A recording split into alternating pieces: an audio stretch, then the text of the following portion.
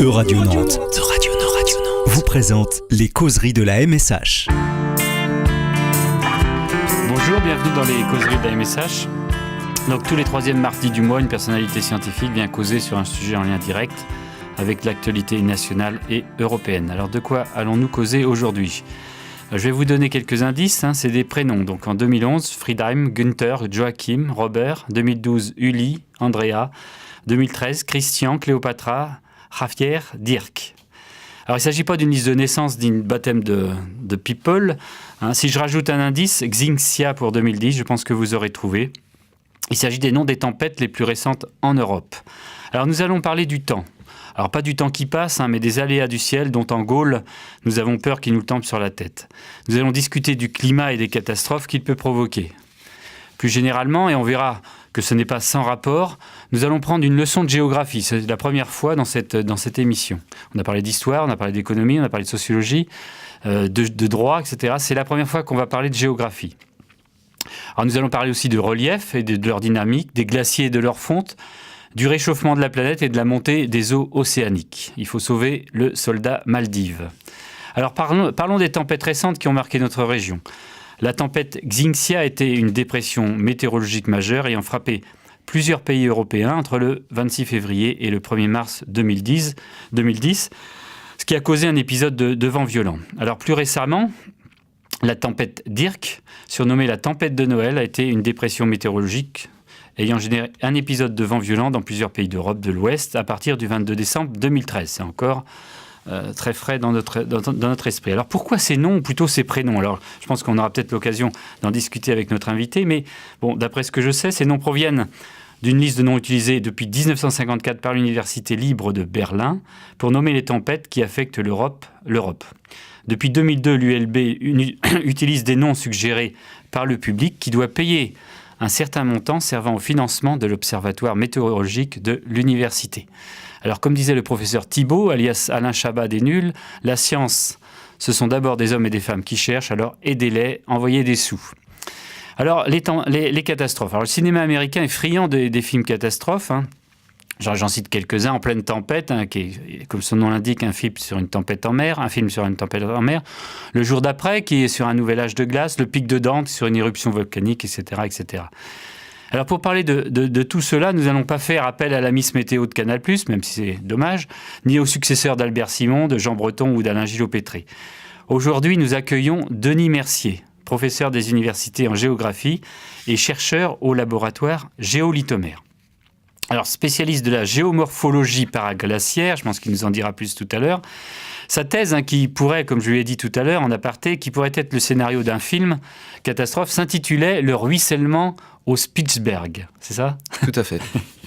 Alors, parmi ces nombreux centres d'intérêt, on note donc l'impact des changements climatiques sur les milieux polaires, la géomorphologie paraglaciaire en Islande et au Svalbard, l'érosion et la vulnérabilité sur le littoral atlantique, en France et au Maroc, le risque de submersion marine, donc, notamment, je l'ai cité tout à l'heure, après la tempête Xinxia, le risque d'inondation dans les vallées de la Loire, la météorisation des monuments historiques. Ça, j'aimerais bien savoir aussi ce qu'il en est. Donc, notamment dans le temple d'Angkor au Cambodge.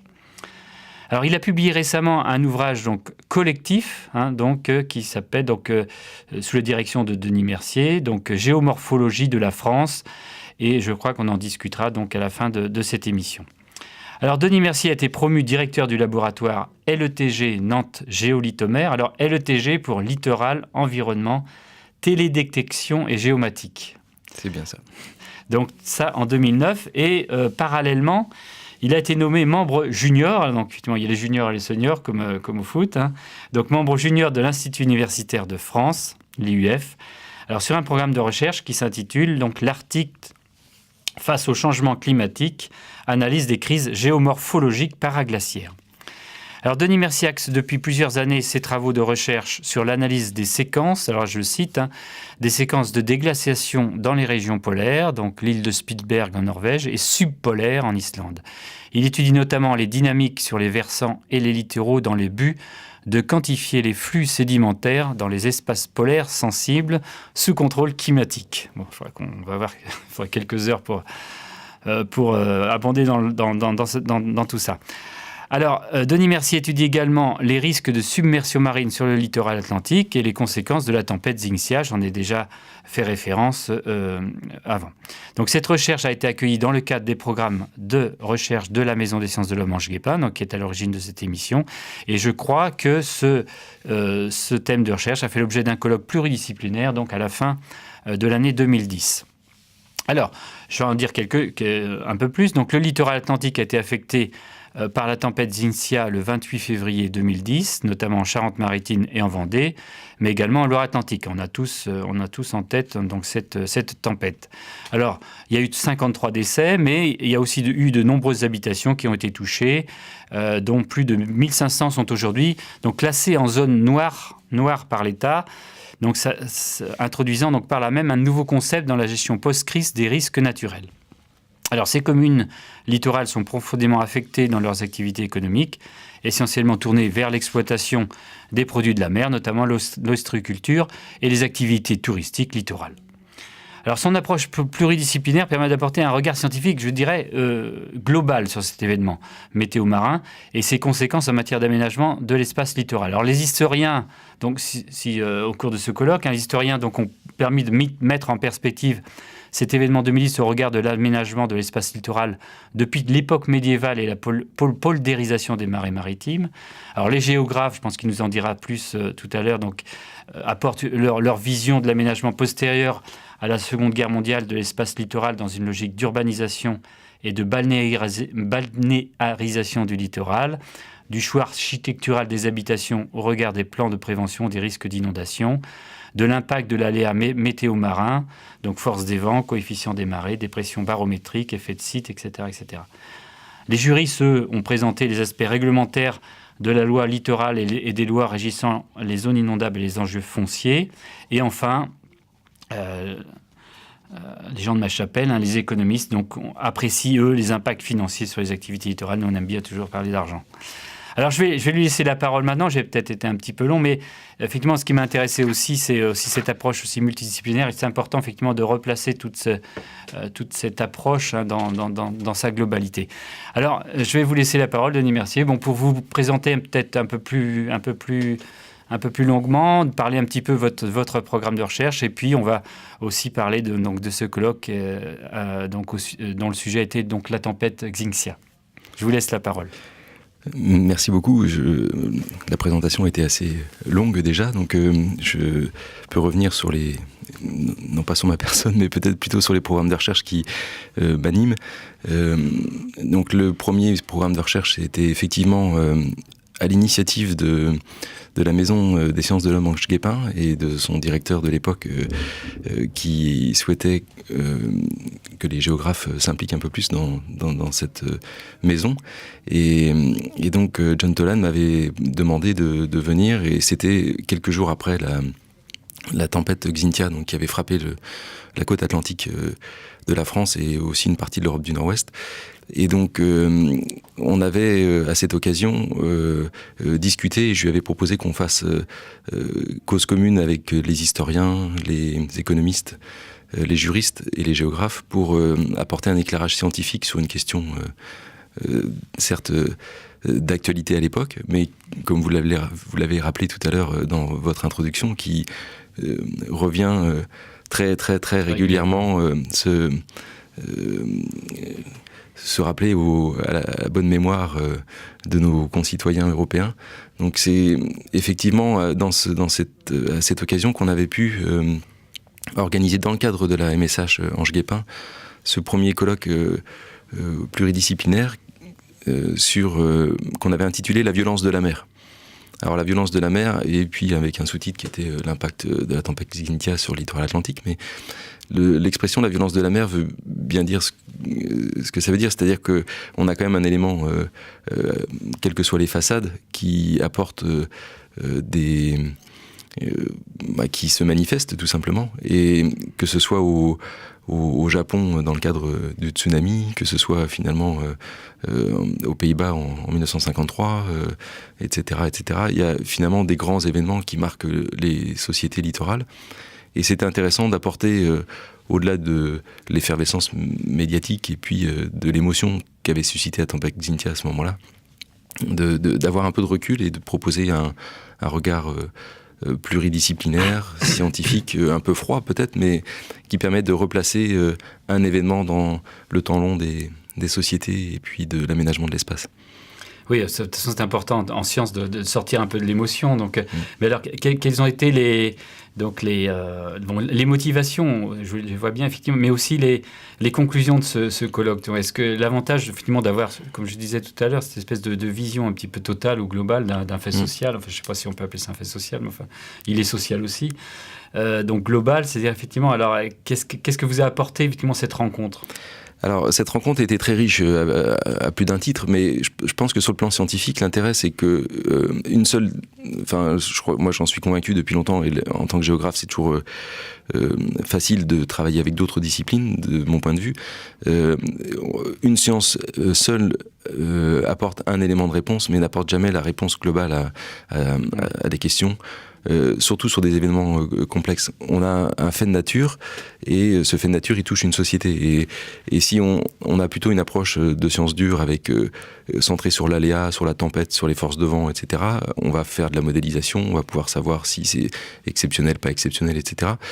Mais je pense que c'est important qu'on puisse avoir quelque chose qui soit complémentaire véritablement avec un objet d'étude, et différentes sciences qui apportent leur méthodologie et puis leurs réponses. Alors les réponses, c'était, par exemple, les historiens nous ont appris que Xynthia n'était pas vraiment exceptionnel, et que notamment nos collègues médiévistes, Jean-Luc Sarrazin de l'Université de Nantes, avait bien, et puis Martine Acera et Thierry Sozo pour les collègues modernistes, historiens aussi, nous avaient bien montré que finalement, quand on se replaçait sur 4 siècles, 5 siècles, 6 siècles, des tempêtes, ce qu'ils appellent des vies-mères, c'est-à-dire des violences de la mer, enfin des vies-mères de mer, il y en avait eu à chaque siècle pour lesquels ils avaient des archives qui avaient traversé l'histoire, et que finalement, si on regardait un petit peu, il y avait au moins une tempête par génération. Donc on avait quelque chose qui était récurrent sur les littoraux. Et si la tempête Xynthia de février 2010 implique 41 décès par submersion marine, 53 à l'échelle de l'Europe, mais 41 par submersion marine, c'est pas que la tempête était plus violente ou rarissime et qu'on n'en avait pas vu depuis des siècles et des siècles, c'est simplement que les sociétés n'étaient pas implantées à cet endroit vulnérable comme elles auraient pu l'être, ou elles l'étaient dans les siècles précédents. Et donc ça, les historiens, pour nous, avaient apporté quelque chose de véritablement intéressant sur ce temps long, en remontant jusqu'à l'époque médiévale. Ils nous avaient apporté aussi cette conquête des terres, cette poldérisation, finalement... La poldérisation, c'est... Alors, c'est la conquête des terres sur la mer. On a des polders industriels quand on a besoin de gagner des terrains pour faire de l'industrie ou étendre des activités portuaires. Mais la poldérisation, sur le littoral atlantique, aux Pays-Bas, en France, c'était aussi pour gagner des terres agricoles dans une période où on avait besoin de terres pour nourrir les hommes. Et cette conquête, notamment sur la façade atlantique, dans le marais breton, dans le marais Poitevin, en fait, ce qui correspond à la partie du sud Vendée et puis du nord de la Charente-Maritime, Xynthia a repris en une nuit, a inondé en une nuit ce que les hommes avaient gagné en deux siècles de conquête agricole. Donc ça, c'était quelque chose d'intéressant quand on superpose les cartes de l'inondation de la nuit de février 2010 Xynthia et la poldérisation, c'est exactement la copie conforme. Donc c'est-à-dire que c'est la vengeance de la nature. Voilà, la nature reprend ses droits, revient sur les terres. Galop, voilà, elle revient au galop. Elle reprend ses droits sur l'espace conquis par les hommes. Donc ça, c'était intéressant, véritablement, de confronter les cartes anciennes, la mémoire de ces inondations ou de ces submersions marines, ces vies-mères de mer, et puis un événement ponctuel qui touche une société parce qu'on a beaucoup aussi parlé de l'aménagement du littoral, enfin, avec alors là je reviens à des choses plus actuelles, c'est-à-dire sur les permis de construire, les choses, enfin, Il y a eu, ça, c'est quoi? C'est quel regard? C'est le géographe qui intervient à ce moment-là? Alors, sur cet aspect de conquête ou d'occupation du sol, de colonisation, qu'on peut utiliser le terme de colonisation du littoral, finalement, quelque part, il y a à la fois les géographes qui ont étudié ça depuis longtemps, et moi j'avais à l'occasion relu des travaux de Alain Chauvet, qui avait été professeur à l'université de Nantes, et qui est décédé depuis quelques années, et Jean Renard, qui est toujours actif, oui.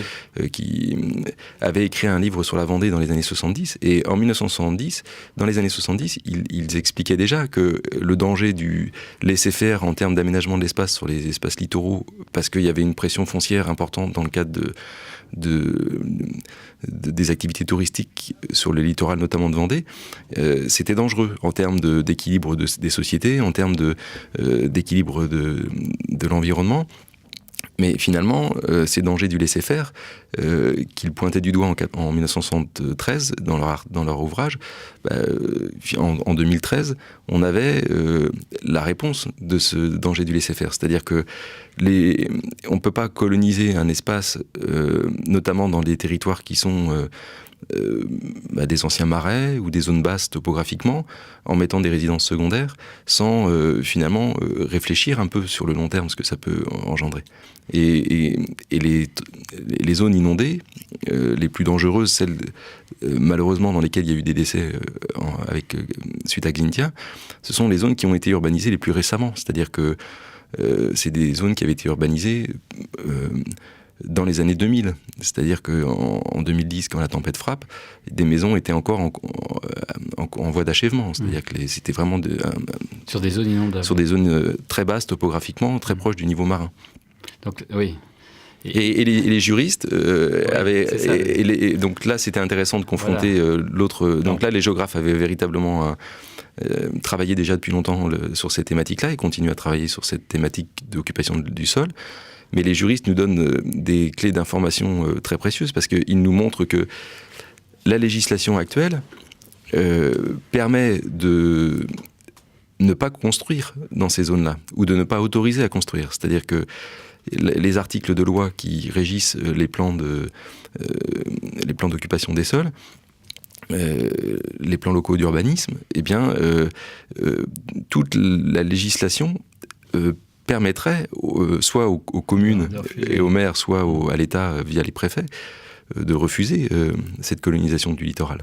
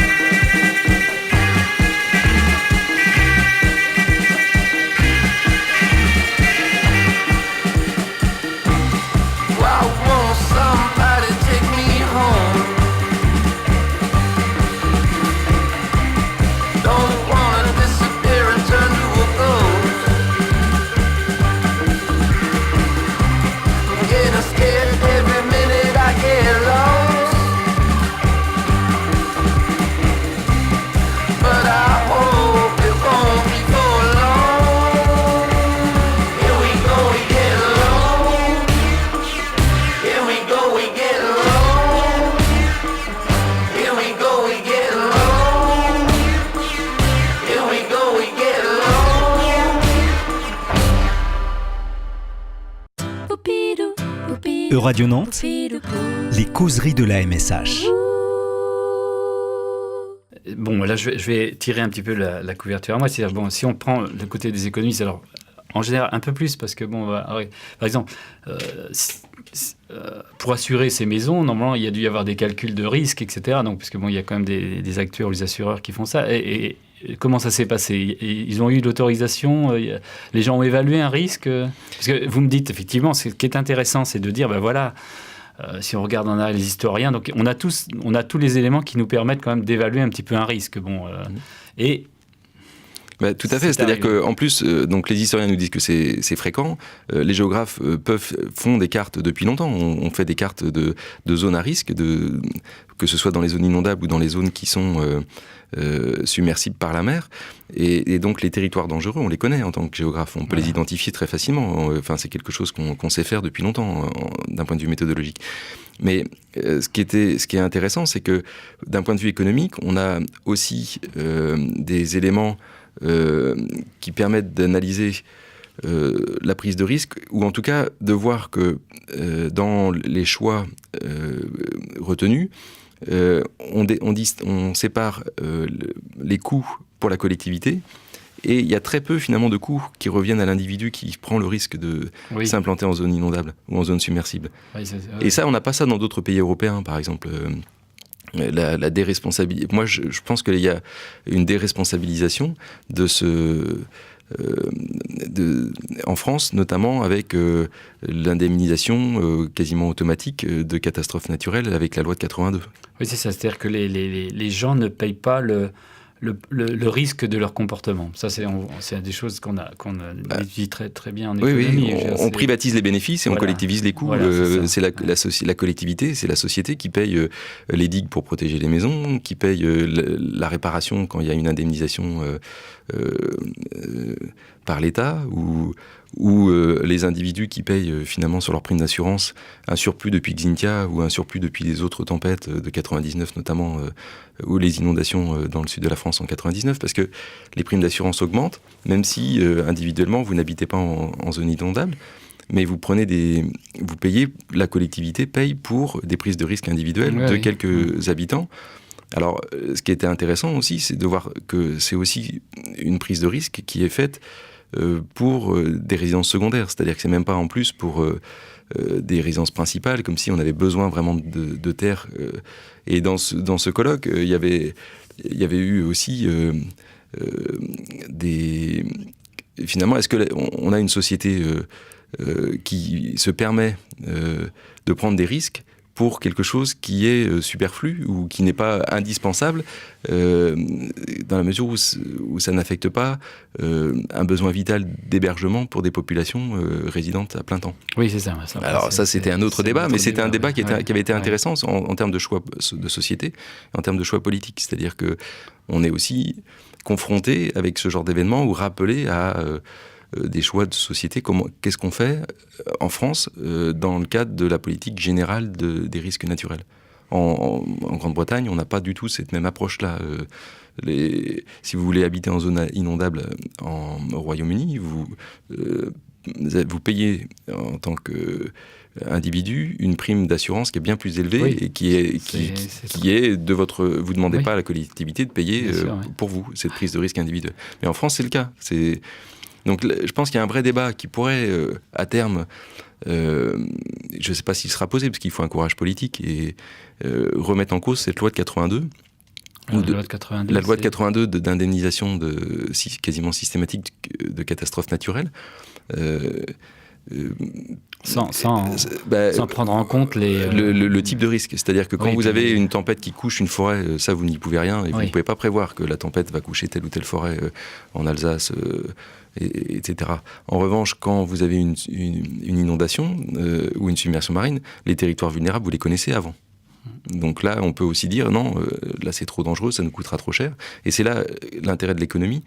On travaille en ce moment avec Sophie Pardo du LEMNA sur le risque, avec une co-tutelle de thèse d'un doctorant qui s'appelle Axel Créage, qui essaie de mesurer justement à la fois avec une entrée géographique et une entrée économique, la vulnérabilité des territoires littoraux face à la submersion marine, et essayer de voir dans les secteurs qu'on a bien délimités d'un point de vue géographique comme étant submersibles, est-ce que d'un point de vue économique, c'est plus intéressant d'adapter le bâti, de mettre des maisons à étage par exemple. Ça, c'est aussi un enseignement de Xynthia. Sur le plan architectural, les maisons n'étaient pas adaptées à la submersion marine. On avait des maisons de plein pied, pas des maisons à étage. Et donc, est-ce que, d'un point de vue économique, il vaut mieux laisser les maisons telles qu'elles sont, à l'endroit où elles sont, mais les adapter avec des pièces de survie à l'étage ou des vrais étages, ou vaut mieux indemniser les gens et les délocaliser, ou est-ce que c'est plus intéressant de rehausser les digues, etc. Et donc d'avoir des analyses en tant qu'économiste que vous proposez comme outil robuste, comme les analyses coût-bénéfice, pour savoir pour une société ou pour une collectivité locale ou pour des individus, qu'est-ce qui est économiquement le plus rentable et acceptable après. Alors ça, après il y a des choix politiques derrière. Mais... Oui, et puis un choix de société aussi. Ouais. Tout à fait. La population est prête à payer pour un bien-être. Exactement. C'est une discussion.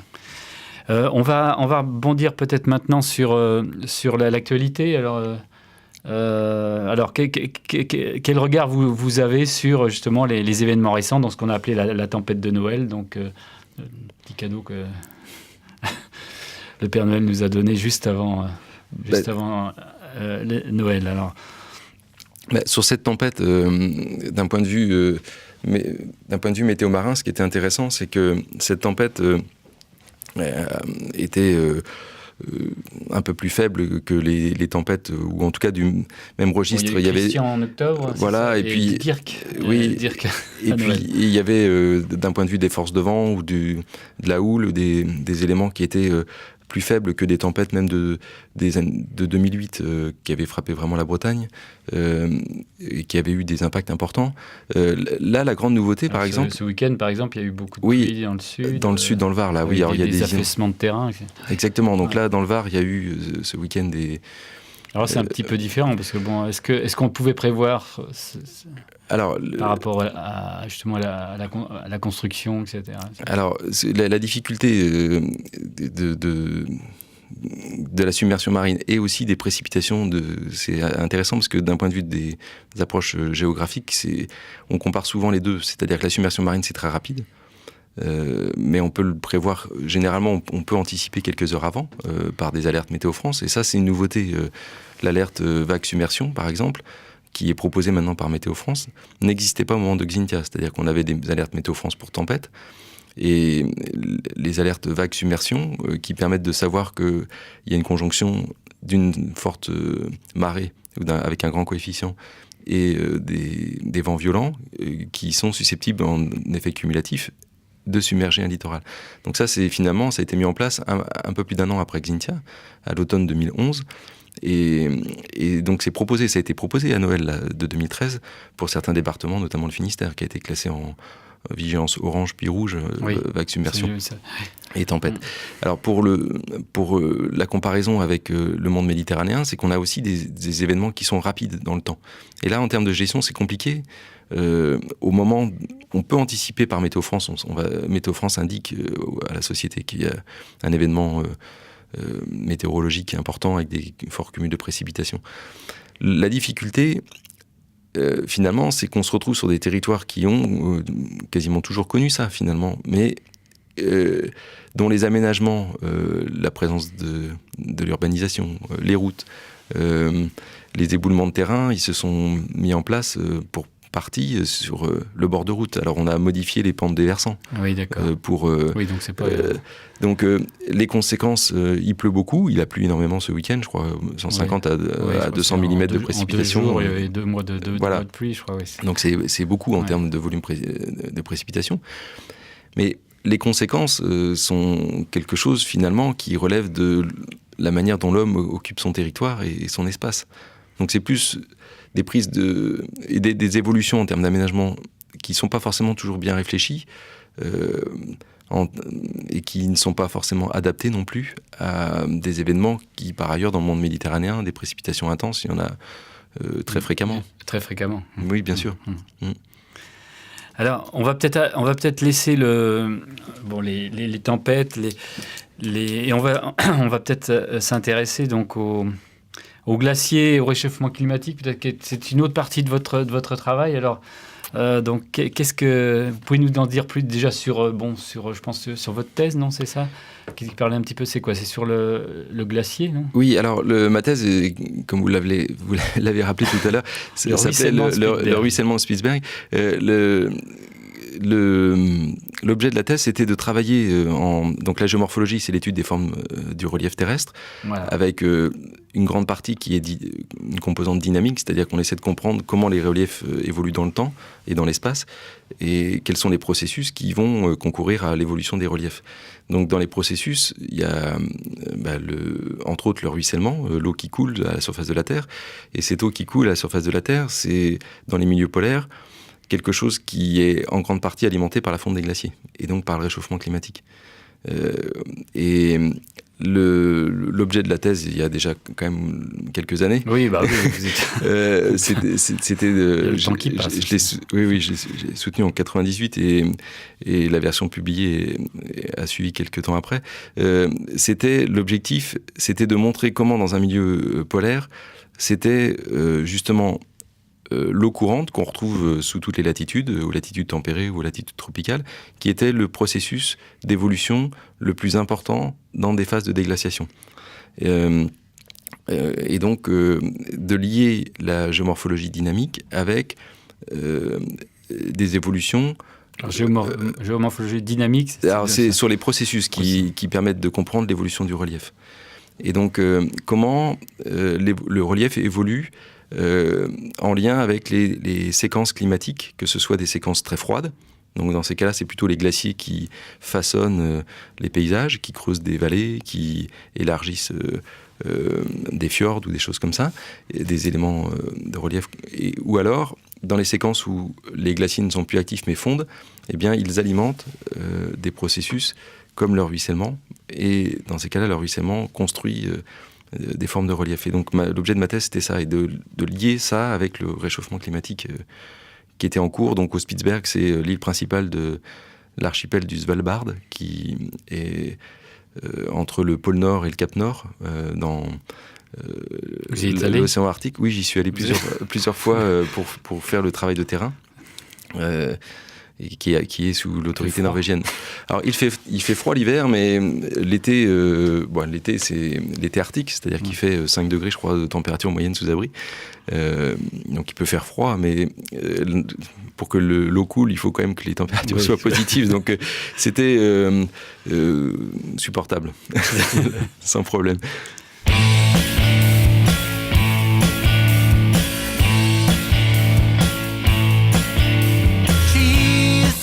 And she's taking me over. One false move and she'll be running for cover. 'Cause she's so hard to hold, but she's easy to smother. She looks through me and she shakes me to my core. The signs are bad, but the blame lies on my door. And she doesn't care like she's never not cared before. Don't you got it? Don't you? I need it. Don't you? 'Cause if you don't, I won't do too. Don't you? You got it? Don't you? I need it. Don't you? 'Cause if you don't,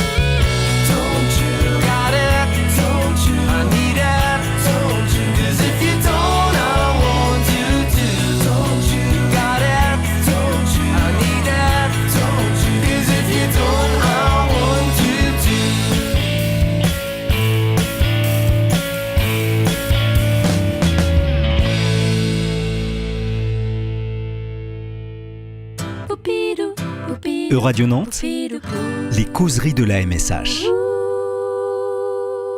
Tout ce qu'on entend maintenant, vous allez peut-être nous donner votre regard donc d'expert là-dessus, parce que on entend beaucoup de choses et sans doute des choses plus ou moins fausses, plus ou moins exactes, etc. Sur le réchauffement climatique, donc l'élévation du niveau marin, la fonte des glaces, etc. Tout ça. Alors, est-ce que c'est dû à la pollution? Est-ce que c'est dû au comportement humain? Est-ce que c'est etc. Donc, voilà, dites-nous en plus là-dessus. Est-ce que ou est-ce que c'est alors on parlait du recul que permet l'histoire aussi. Est-ce qu'effectivement c'était alors là c'est peut-être un temps plus long que le temps des historiens, c'est peut-être encore plus long, mais est-ce qu'effectivement on vit une époque donc est-ce que c'est une période qui revient, ou est-ce que c'est vraiment dû au comportement humain? Alors, donner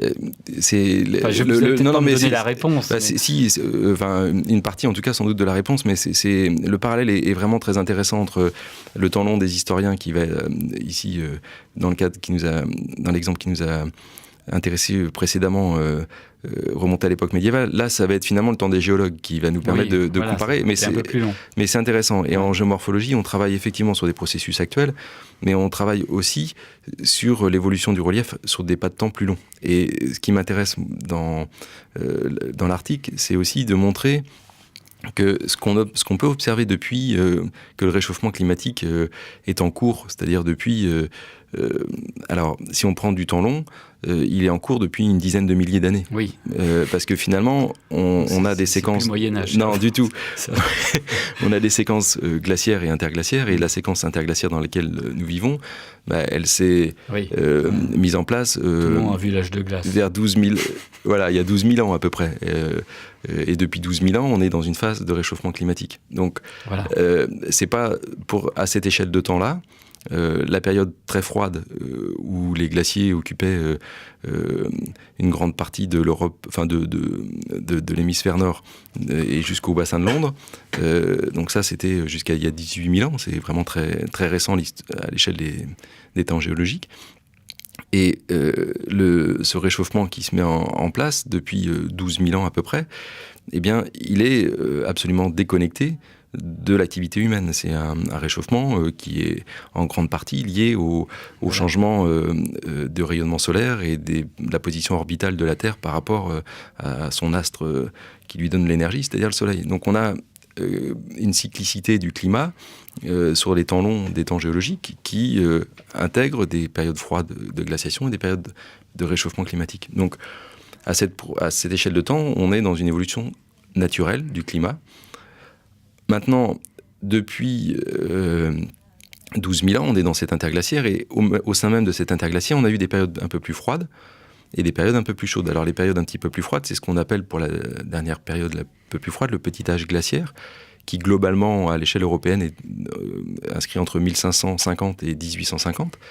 Donc on a beaucoup de peintures qui montrent des hivers très très froids, que ce soit aux Pays-Bas. Jusqu'en 1850. Jusqu'en 1850 à peu près, à l'échelle européenne. Les témoignages du vin qui gèle dans les verres à Versailles au XVIIe siècle, ou des choses comme ça, qui montrent que véritablement on avait des hivers très très rigoureux. Il y a beaucoup d'iconographie, il y a tout le travail des historiens, notamment d'Emmanuel Leroy-Ladurie, l'histoire du climat depuis l'an 1000, etc., qui ont depuis longtemps montré cette séquence froide de 1550 à 1850. Et depuis 1850, on est dans une phase de réchauffement climatique qui est liée, alors, en grande partie à encore une évolution naturelle, mais qui est aussi en partie concomitant de la révolution industrielle et de l'émanation de gaz à effet de serre qui participent au réchauffement climatique. Et donc là, sur la proportion du réchauffement climatique... Par exemple, la fonte des glaciers, c'est pas forcément dû au CO2 alors le réchauffement... à l'activité humaine. Non, alors la fonte des glaciers aujourd'hui est en partie liée au fait qu'on soit dans un interglaciaire, et le fait quand même, il y a un effet additionnel de l'activité humaine depuis 1850, on va dire, jusqu'à aujourd'hui, qui c'est ce qu'on appelle un effet additionnel, c'est-à-dire que si on n'avait pas utilisé les énergies fossiles et que l'activité humaine n'avait pas été telle qu'elle était depuis finalement 1850, depuis la révolution industrielle, on n'aurait pas eu un réchauffement aussi important. Mais on était quand même déjà dans une séquence de réchauffement climatique. Et vous arrivez à décomposer la part de l'un? Alors moi non. En tant que géographe, c'est pas notre travail. Et on n'est pas armé pour ça, mais il y a les physiciens d'atmosphère. Des gens qui font de la modélisation climatique, qui intègrent tous les paramètres entre finalement les différents types de gaz, etc.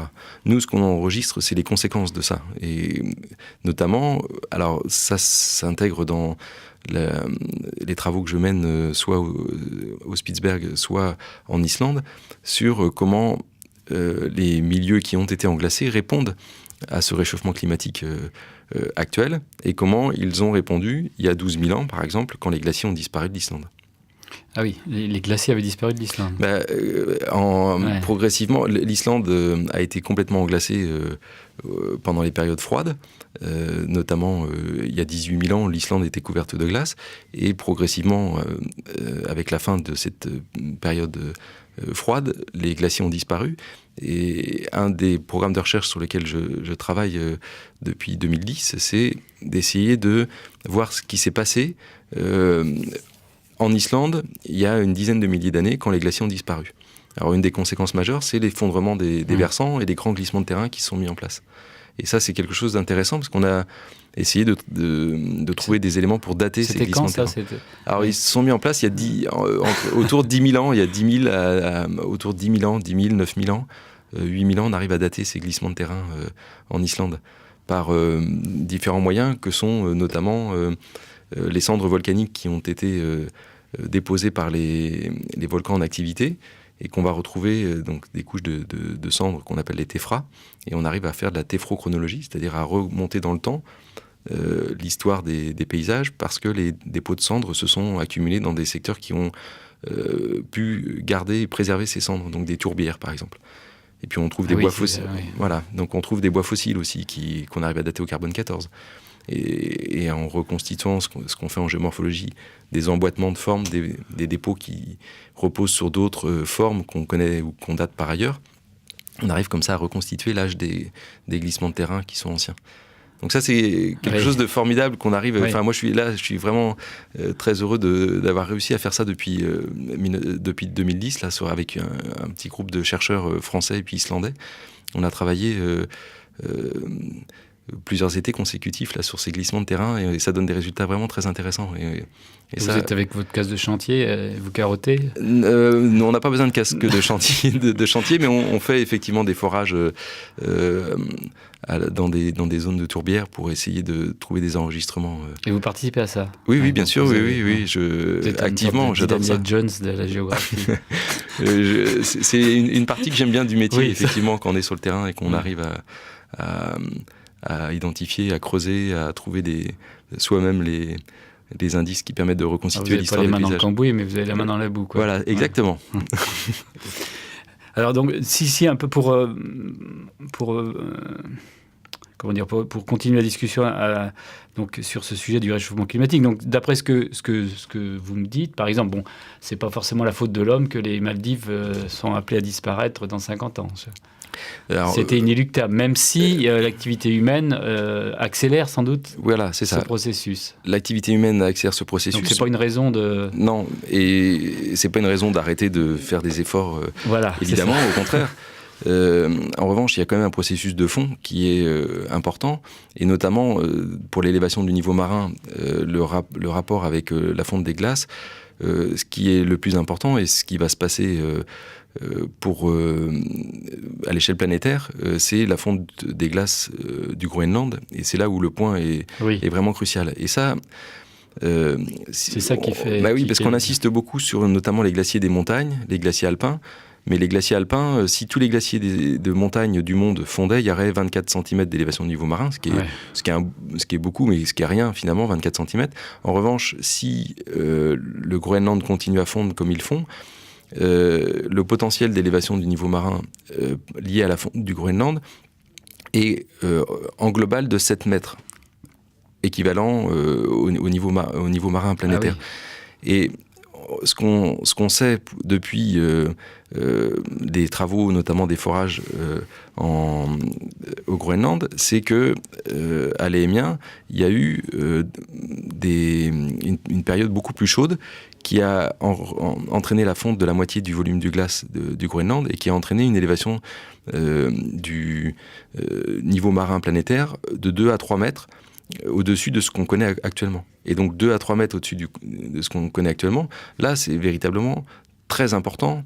Et ça a des conséquences certes sur les Maldives, mais ça a aussi des conséquences sur les littoraux européens, puisque 2 à 4 mètres c'est beaucoup. Ouais. Et on retrouve, alors c'est là où la géomorphologie nous aide, c'est qu'on retrouve aussi des dépôts de plages de cette époque-là, sur les littoraux atlantiques, en Bretagne notamment, on retrouve des niveaux de plages qui sont à 2 à 4 mètres au-dessus du niveau que l'on connaît aujourd'hui, et qui remonte à cette époque qu'on appelle l'Éhémien, et qui était, il y a 115 000 ans, une période plus chaude que l'actuelle, et où le Groenland avait perdu la moitié de son volume de glace et restitué autant d'eau à l'océan mondial. Oui, c'est ça, c'est très intéressant, parce que ça permet de relativiser quand même ce qu'on entend à droite et à gauche. Quoi. Voilà, en changeant les échelles de temps. J'espère que vous êtes écoutés, j'espère, au niveau du débat politique, du débat de société, etc. Je ne sais pas si je suis écouté, je prends la parole quand on me l'offre. Oui. Et puis, est-ce qu'on vous l'offre ? Et de temps en temps. Ouais. Et puis, moi j'aime aussi enseigner, et la passion de la recherche se transmet aussi dans les amphis et dans les... Vous enseignez à Nantes, hein, J'enseigne à l'université de Nantes, oui, depuis... Même si vous êtes à l'IUF. Oui, alors j'ai moins de cours depuis que je suis à l'IUF, évidemment, puisque l'objet de l'IUF est en partie d'avoir une décharge de cours pour pouvoir faire plus de recherche. Et ça vous permet de voyager aussi. Et ça permet effectivement de faire de la recherche en Islande notamment. Mais j'enseigne encore, oui, évidemment. Ouais, alors justement, ça nous permet d'aborder la dernière partie de l'émission, même si on pourrait encore parler de ce sujet du réchauffement climatique. Mais donc vous avez publié récemment, donc je vais rebondir là-dessus pour terminer, donc la géomorphologie de la France, donc qui est un ouvrage collectif, donc qui d'après ce que j'ai compris était plutôt un livre pour les étudiants. Donc c'est un manuel. Plutôt, c'est exactement un manuel, oui, tout à fait. C'est un manuel qui s'adresse, qui est à destination des étudiants de géographie ou de géologie, qui a été une aventure scientifique, pédagogique et humaine assez intéressante. On est effectivement nombreux, une quarantaine à avoir travaillé sur cet ouvrage. Il est à destination des étudiants. C'est un ouvrage qui permet d'avoir un portrait actualisé et moderne de la France sous l'angle de la géomorphologie. Et il avait été fait dans le cadre aussi pour être diffusé dans le cadre de la conférence internationale des géomorphologues qui a lieu tous les 4 ans et qui était organisée cette année par le groupe français de géomorphologie à Paris, à la Villette en fin août de 2013. Et les congressistes sont repartis avec ce manuel donc c'est vous qui avez dirigé dans leur mallette. Voilà, c'est ça. Donc j'ai dirigé cet ouvrage-là. J'ai fait appel à des collègues de toute la France pour participer à l'élaboration de cet ouvrage, notamment de collègues du laboratoire LETG, qui est un laboratoire multisite. Et on a donc sur Angers, Rennes, Caen, Brest et Nantes, et on a et puis après plein d'autres collègues pour essayer d'avoir un portrait moderne de la géomorphologie de la France. Donc c'est une belle aventure et c'est un ouvrage qui est publié chez Duno, chez un éditeur universitaire qui est très dynamique, et c'était une alors, quels sont les enjeux justement, donc on a parlé du passé, on a parlé du présent, on a parlé donc du futur à travers le réchauffement climatique. Donc quels sont les principaux donc enjeux évidemment de qu'est-ce que peut nous apporter donc la géomorphologie? Alors, si on fait le lien avec les deux thématiques qu'on a vues précédemment, la géomorphologie permet entre autres d'avoir une meilleure connaissance des dynamiques de la Terre. Et donc pour tout ce qui est risque naturel, risque de submersion marine, risque d'inondation, risque de glissement de terrain, de mouvement. La géomorphologie a des outils qui permettent de comprendre. C'est l'aspect positif. Voilà, donc ça, on peut apporter des cartes, on peut proposer des cartes en connaissant l'histoire de la Terre et en comprenant les formes du relief terrestre, donc comment les reliefs se sont mis en place.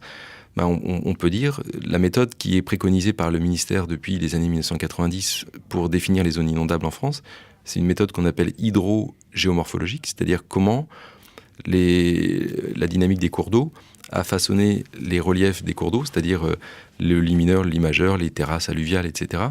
Et en tant que géomorphologue, on sait lire le relief, on sait lire les formes fluviales, et on va dire, tel espace a été façonné par la Loire, la Seine ou le Rhône, et à telle période, ça fonctionnait comme ça, et à telle hauteur, ça fonctionnait comme ça. Et donc, si vous voulez construire un lotissement à cet endroit-là de votre espace communal, faites attention, parce que c'est un espace qui a été façonné encore par le cours d'eau il n'y a pas très longtemps. Oui, alors juste une petite remarque. Effectivement, moi je vais souvent à Paris, donc ce qu'on voit, c'est que sur la Loire, on a l'impression qu'on n'a pas construit tellement. On a laissé la possibilité à la Loire de déborder. Est-ce que c'est vrai ou par rapport à d'autres fleuves ? Alors, c'est vrai, pas vrai. C'est-à-dire que la Loire est un des fleuves. Alors, il y a une expression qui est souvent utilisée comme étant le dernier fleuve sauvage, qui est absolument faux. C'est faux. Parce que c'est faux et c'est vrai par rapport, si on compare la Loire avec le Rhône.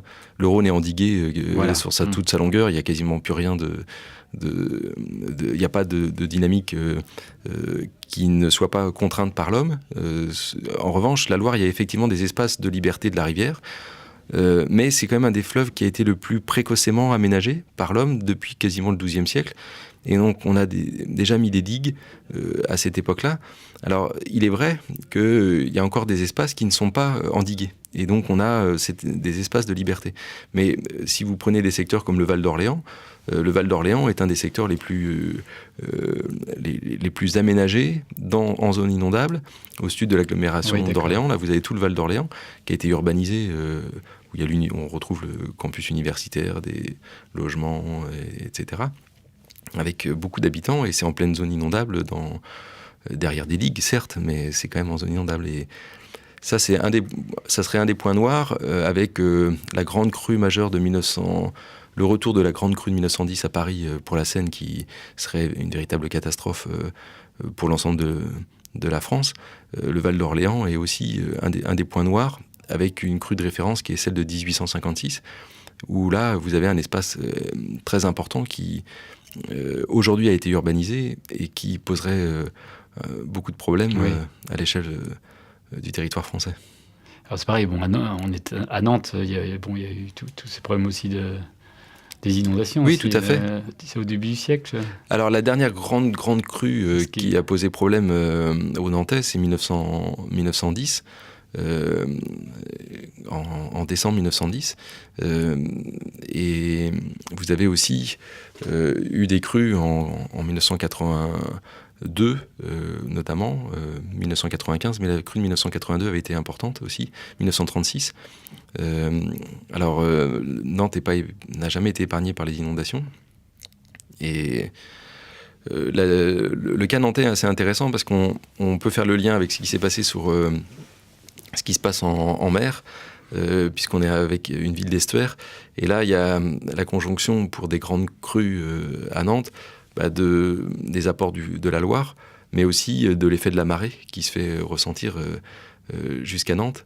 Et la conjonction la pire pour Nantes, ça serait évidemment une crue de la Loire, conjuguée avec des fortes marées, un effet de tempête. Et donc Nantes n'est pas épargnée. Alors il y a eu un encaissement du niveau de la Loire lié à la mise en place de l'estuaire et de l'activité portuaire en aval qui permet le dragage, qui entretient un chenal de navigation. Donc le lit de la Loire s'est encaissé, mais il pourrait être compensé sur du temps long par l'élévation du niveau marin qu'on évoquait tout à l'heure. Eh bien, nous arrivons au terme de cette émission. Merci Denis Mercier. Moi, je trouvais ça très, très, très intéressant. Donc, je rappelle donc votre ouvrage. Donc, c'est Géomorphologie de la France, mais vous en avez d'autres aussi. Je pense qu'effectivement, le numéro spécial de Place Publique sur la tempête Xintia, c'était une tragédie prévisible. Donc, ça, c'est effectivement. Je pense que j'espère qu'on a donné des éléments donc qui viennent justement étayer cette prévisibilité. Vous avez une autre donc. Sinon, c'est sur la revue Norrois. Voilà, c'était suite aussi au colloque qu'on avait organisé à la Maison des Sciences de l'Homme Ange-Guépin. On avait donc publié le numéro hors série de Place Publique, et puis un numéro de la revue de géographie qui s'appelle Norrois, qui est édité aux presses universitaires de Rennes, donc en 2012, pour 2 ans après la tempête Xintia. On avait fait un numéro spécial où on retrouve des articles de géographes, historiens et juristes, avec des articles plus étoffés et plus longs que ceux de Place Publique. Donc voilà, donc sur Xintia, donc numéro Place Publique, donc numéro Norrois, dernier ouvrage de géographie, donc Géomorphologie de la France et Géomorphologie paraglaciaire. Eh bien, je vous remercie Denis Mercier. Donc nous arrivons au terme de cette émission. Donc j'ai l'habitude de donner une citation pour terminer. Bon, en général, elle est plutôt humoristique. J'aurais pu citer le chanteur Carlos qui nous a fait un cernier en météo. Donc je vous le passe. Mais une citation de Philippe Bouvard: la météo est une science qui permet de connaître le temps qu'il aurait dû faire. Voilà. Merci beaucoup. On se retrouve donc dans un mois pour une nouvelle émission des causeries de la MSH.